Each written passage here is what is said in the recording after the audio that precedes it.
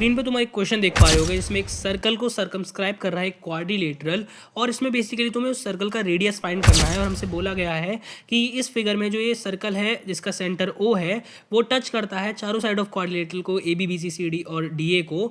और हमें कुछ लेंथ दे रखी है, यानी कि हमें एक साइड दे रखी है ए बी इक्वल 29, दूसरी ए डी इक्वल 23 दे रखी है, और एक हमें डी एस दे रखा है जो कि डी सी का पार्ट है वो 5 सेंटीमीटर दे रखा है। और हमें एक इंपॉर्टेंट चीज़ और दे रखी है कि उस क्वाड्रिलेटरल का जो एंगल बी है वो 90 डिग्री है। और हाँ, एक चीज़ हमें इसके थ्रू फाइंड करना है कि उस सर्कल का रेडियस क्या होगा। देखो, सबसे पहले तो हमें क्या करना है, फिगर में सारी वैल्यूज़ को पुट कर देना है। हमारे पास ए बी दे रखा है 29, ए डी दे रखा है 23 और डी एस दे रखा है, क्या दे रखा है, 5 दे रखा है।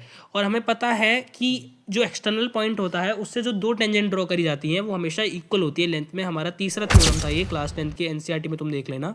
तो हम कह सकते हैं कि डी एस जो है वो डी आर के इक्वल होगा। तो डी आर भी हमारे पास 5 सेंटीमीटर हो गया, और हमें पता है कि डी ए जो है वो अपने आप में पूरा 23 सेंटीमीटर है, और डी आर हमारे पास 5 सेंटीमीटर है। तो जब हम माइनस करेंगे तो ए आर की लेंथ हमारे पास आ जाएगी 18 सेंटीमीटर।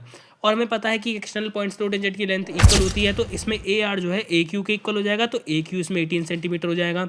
और हमें ये भी पता है कि ए बी इसमें 29 है, तो जब तुम बी क्यू के लिए निकालोगे तो 29 माइनस 18 करोगे तो तुम्हारे पास यहाँ पर आ जाएगा 11 सेंटीमीटर बी क्यू। अब तुम्हें सेंटर को कनेक्ट करना है पॉइंट पी और पॉइंट क्यू से।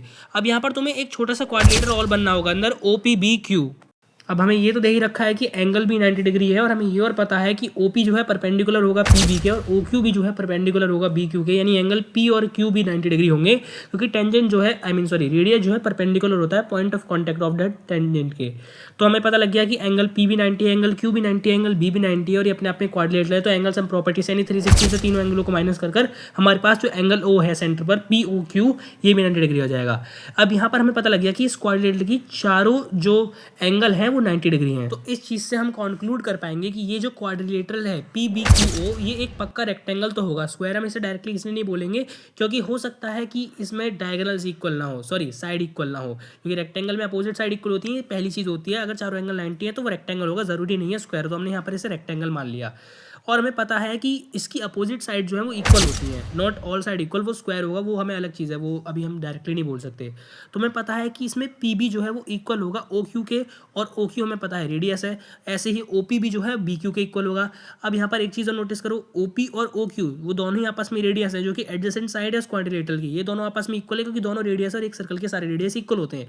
यानी कि एडजेसेंट साइड भी इक्वल होगी और इसकी एक अपोजिट साइड भी इक्वल है, यानी कि अब हम बोल सकते हैं कि क्वाड्रिलेटर एक स्क्वायर है। और अभी हमने निकाला था बी क्यू जो है 11 सेंटीमीटर है, और स्क्वायर की प्रॉपर्टी है जिसमें सारी साइड इक्वल होती है, रेडियस हमारे पास 11 सेंटीमीटर है।